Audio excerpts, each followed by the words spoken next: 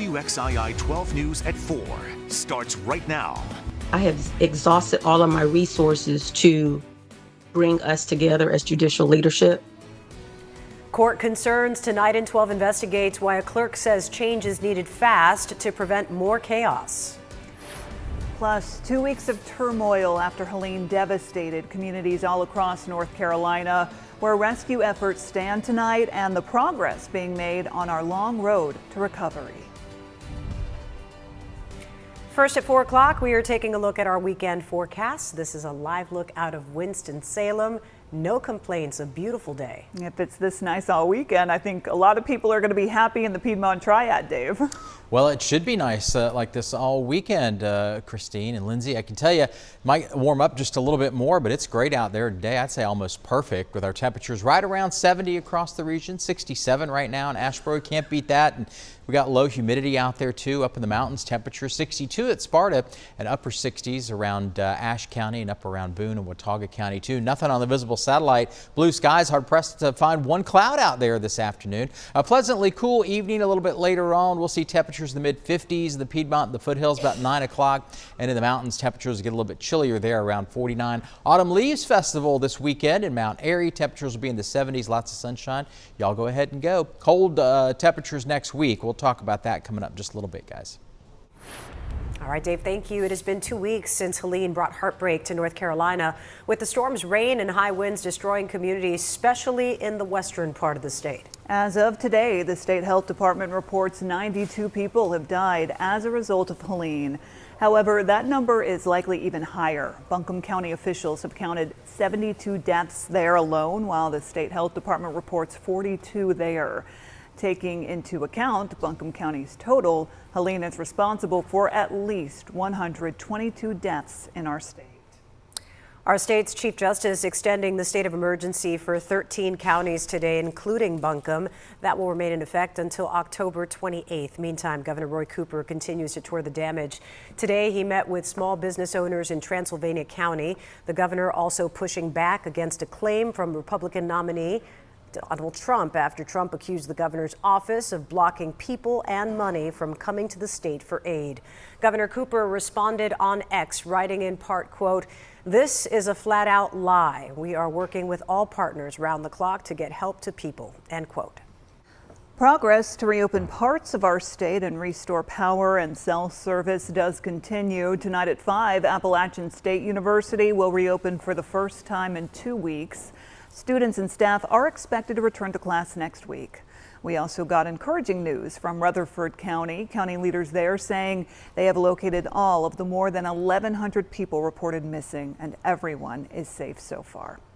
Crews are also making significant progress restoring power. As of this afternoon, Ready NC reports more than 42,000 outages do remain. The majority of those are in Buncombe County. Donations, volunteers, and money continue to roll in to help those in need. One state agency returned more than $50,000 to a local nonprofit. Sarah Sowers has the details. Samaritan's Purse was the recipient of a sum of money from unclaimed checks that the state collects. Now that donation is being set aside to help victims of Hurricane Helene. The check was presented by North Carolina Treasurer Dale Folwell and a local state representative and senator to Samaritan's Purse at their North Wilkesboro headquarters and international aid distribution site. While the organization helps with several disasters worldwide at the same time, officials shared that aid to North Carolina won't stop anytime soon. Now this money, like Steve said, will go to help families in Western North Carolina.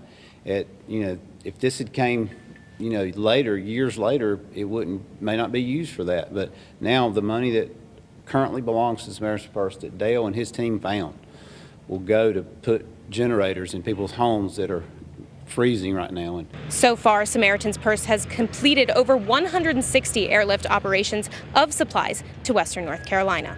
Reporting in Boone, Sarah Sowers, WXII 12 News. Tomorrow, a local coffee business will be donating 100% of its proceeds directly to help victims of Hurricane Helene. All 13 Clutch Coffee Bar locations will be participating, and we spoke to the Winston-Salem store manager to find out how we can all help. we all have so many connections with our customers that are in Western North Carolina as well, and we just really want to give back to them.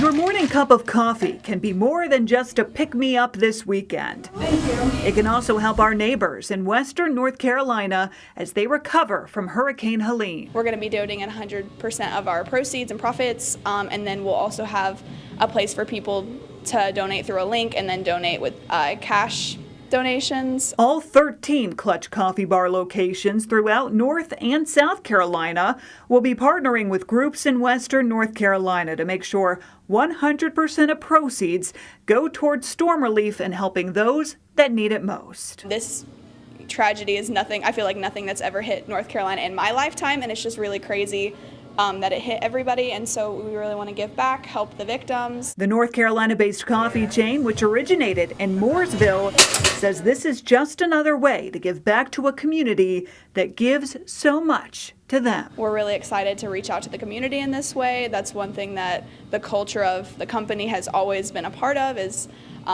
getting engaged in the community, showing love to others. So yeah, we're just really excited.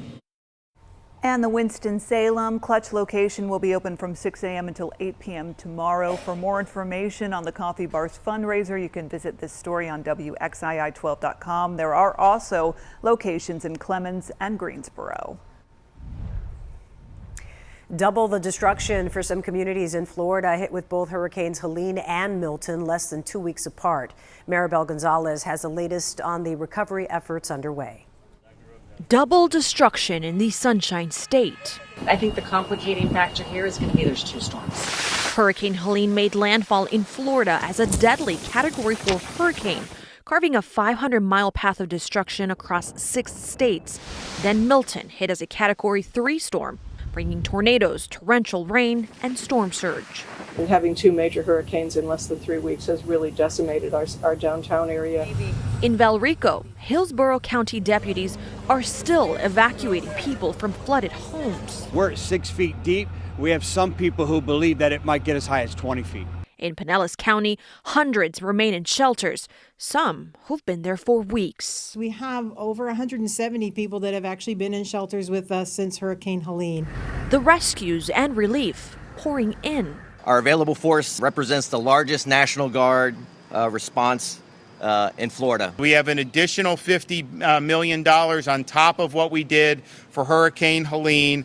FEMA says people will need to apply for separate hurricane relief for each storm. We're just going to have to continue to work with each person as they're working through understanding what they experienced from Helene, what they experienced from Milton, so they can get everything that they're eligible for. While victims assess the damage left behind, moments of hope and resilience begin to emerge. We had a beautiful baby girl that was born in one of our shelters. Our shelter staff helped with the delivery. I'm Maribel Gonzalez reporting.